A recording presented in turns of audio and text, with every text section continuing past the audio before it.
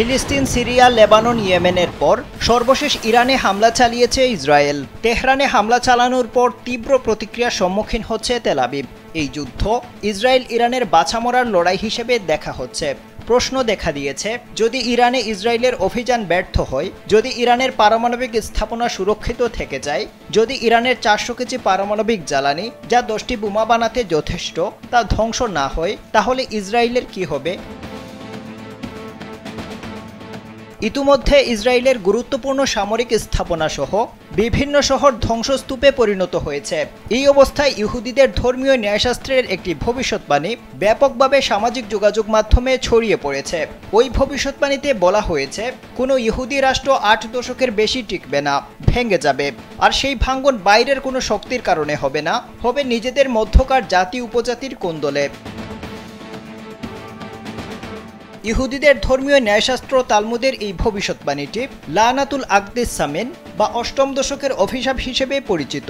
ভবিষ্যৎবাণীটি নিয়ে ইসরায়েলের ইহুদিদের মধ্যেও তৈরি হয়েছে আতঙ্ক।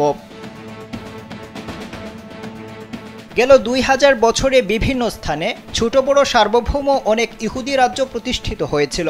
এর মধ্যে কিং ডেভিডের রাজত্ব, অর্থাৎ ইসলাম ধর্মের দাউদ নবীর রাজত্ব এবং হাসমোনিয়াম রাজত্ব ছাড়া আজ পর্যন্ত কোনো ইহুদি রাজ্য 80 বছরের বেশি টেকেনি। তবে কিং ডেভিডের রাজত্ব ও হাসমোনিয়াম রাজত্ব 80 বছরের বেশি টিকে থাকলেও এই দুটি রাজত্বের ভাঙ্গন ধরেছিল 80 বছরের মাথায়। এরপর দুটো রাজ্যই টুকরো টুকরো হয়ে যায়। আজকের আধুনিক ইসরায়েলের জন্ম হয়েছিল 1948 সালের 14 মে। 2028 সালে 80 বছর পূর্ণ হবে তাদের, অর্থাৎ তাদের হাতে সময় আছে মাত্র 2 বছর।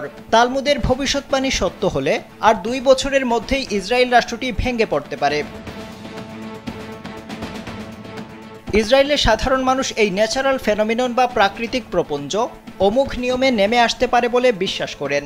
এজন্য ইসরায়েল তাদের জন্য হুমকি এমন সব কিছু ধ্বংস করে টিকে থাকতে মরিয়া। বিশ্লেষকদের ধারণা, Israel Gaza, Lebanon, Syria, Jordan, Yemen, Iran সহ সব জায়গাতেই অনেকটা আতঙ্কিত হয়ে হামলা চালাচ্ছে, যেন তারা ধ্বংসের হাত থেকে বাঁচতে পারে। তবে তারা ন্যাচারাল ফেনোমিনন বা আল্লাহর পক্ষ থেকে নেমে আসা কোনো বিপদ থেকে নিজেদের রক্ষা করতে পারবে কিনা তা নিয়ে শঙ্কিত ইসরায়েলিরা। আবদাল হুসাইন, কালবেলা।